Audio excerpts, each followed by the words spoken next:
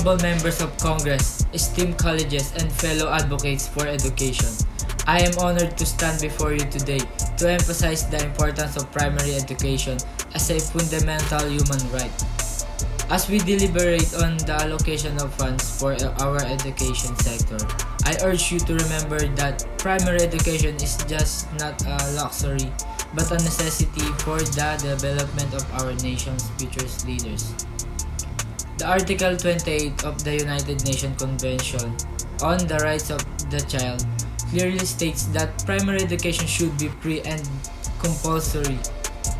It is our collective responsibility to ensure that every child has access to quality education, regardless of their social economic background in the Philippines.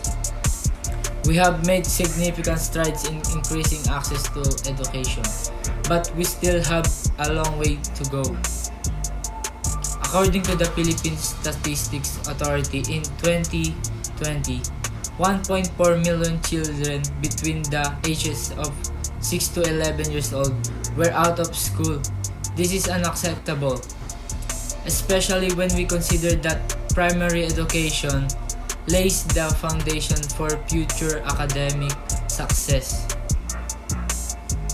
The UNESCO Institute for Statistics reports that children who complete are more likely to stay in school, achieve better health outcomes, have a higher earning potential.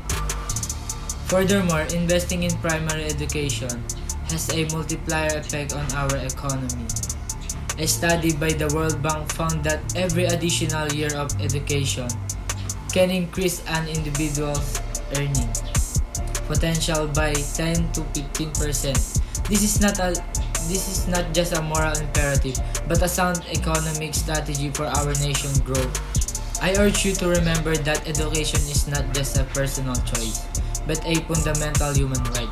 It is our responsibility to protect and promote this right, especially for those who are the most vulnerable and marginalized.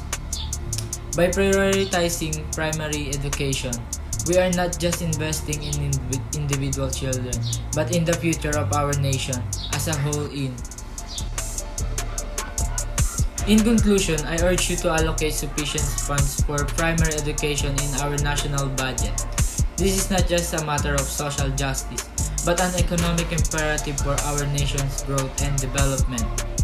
Let us work together to ensure that every child has access to quality primary education, regardless of their background or circumstances.